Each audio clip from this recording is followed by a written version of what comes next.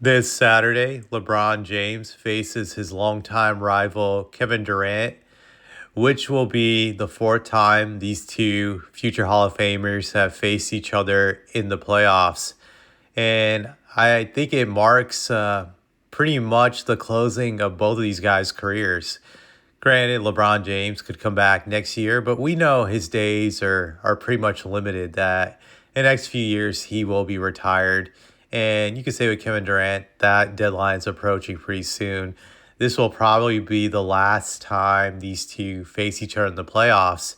And I feel this is getting a lot of hype due to the past times they face each other in the playoffs. But when I look at this current moment, like I said, this is a matchup now in which they're facing each other's in the twilights of their careers. Whereas in the past, it was them meeting each other when they were in their primes, when they were at their peaks. So it's interesting how this is going to come to an end. But you see, some people are reminiscing about their previous battles, and I just look at this rivalry that these two had in the past, and I feel it was like the rivalry that never was.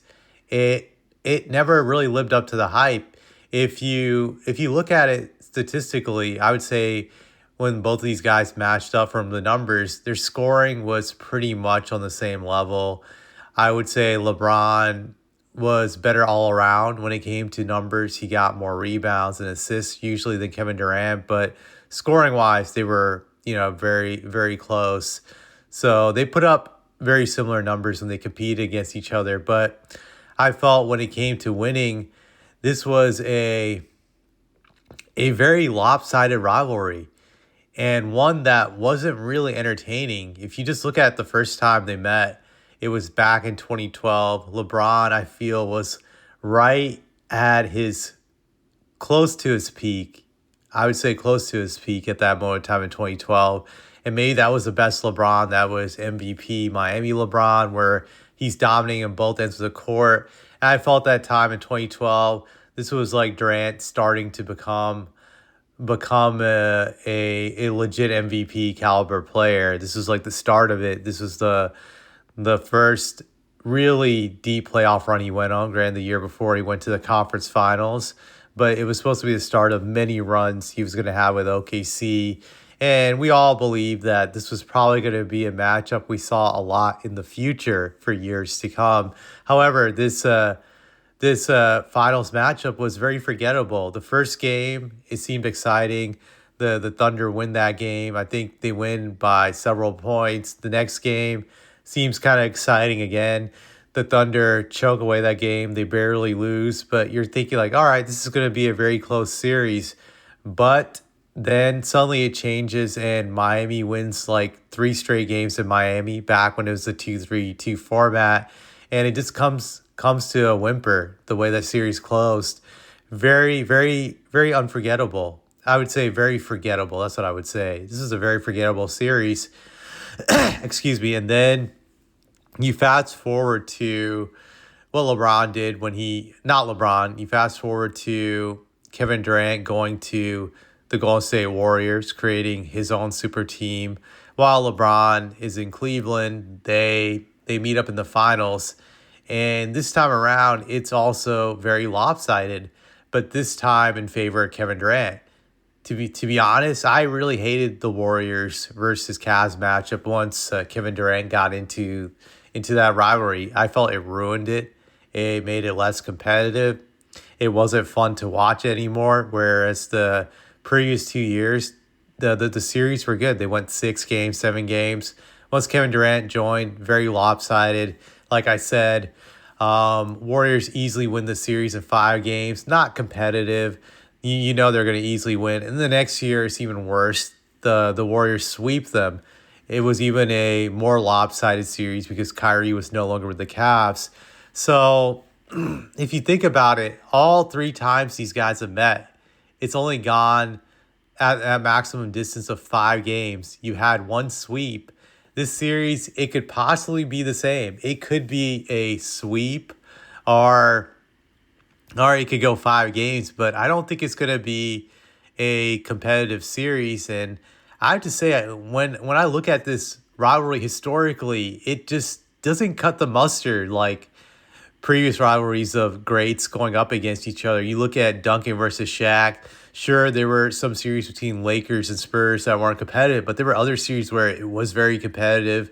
And when these guys faced each other in the playoffs later on in their careers, like Duncan still with the Spurs, Shaq with the Suns, you had those matchups, but it always felt very competitive. That's why those guys were 3-3 all time when they played each other. You had other matchups in NBA history like Bird versus Magic. That was entertaining, even though Magic has a 2-1 all-time lead on Bird. But all those series went 6 or 7 games. It was something that was worth watching. I felt that you were entertained by that stuff, and I'm trying to think of other rivalries in NBA history. Granted, this is way before my time, but Jabbar versus Wilt, that seemed like that was an entertaining matchup, and so forth. I'm trying to think of anything that I've missed in the past, on a major level. But I even look at Duncan versus Dirk Nowitzki. That was an entertaining rivalry where they met a bunch of times in the playoffs. Or you look at, just Reggie Miller versus Patrick Ewing. Yeah, granted, they played different positions, but that rivalry between the Knicks, Pacers, it usually went the distance. But when you look at the LeBron James, Kevin Durant rivalry, this is not much. It's not much nostalgia that it gives you because it never went the distance. You never got to see them push each other to the limits because one always had a lopsided advantage over the other one. And I think that's what it really comes to, that it's very forgettable. This is not a rivalry where 20, 30 years from now, I'm going to want to look up the YouTube clips of when they were battling each other and just reminisce like I do with Duncan and Shaq. Granted, I'm a Spurs fan, but this rivalry just does not bring back memories. And I think maybe it's a reflection of their generation, of how they've carried the league, how they were not really playing in the spirit of competition when they joined up with these super teams, and they wanted to skew it in their favor. They wanted to be lopsided. And because of that, we don't have great memories from either of these two guys when it comes to competing against each other. They took that away. They deprived us of seeing a great rivalry because of their selfishness of not wanting to have competition. They just didn't desire for it. It's one of the reasons I'm happy this current guard of the old guard is going to finally be put out in the woodshed, as they would say, because they really killed competition in the league for a long time. And I say this because I'm part of this generation that these guys are in. I'm a millennial. I'm an elder millennial. But, man, I'd say this was probably the least competitive generation of superstars I've seen. And LeBron and Kevin Durant are the headliners for all of this. So I'd say good riddance to both of these guys, that I will definitely not miss them once their careers are over. But I will watch this series just for entertainment, to see LeBron get humiliated. I think that's going to be a lot of enjoyment. And if he pulls off the upset, seeing Durant get humiliated, because I'm not a fan of Durant either. So I think this is a pride series for both of these guys. And I'm sure this is kind of like their championship, because I think both of them deep down know that they're not going to win a title with their current teams, even if they get past this round. So I think they'll be both playing very hard against each other. So I guess that's something everyone has to look forward to when watching this series. But I don't have anything else to say about it.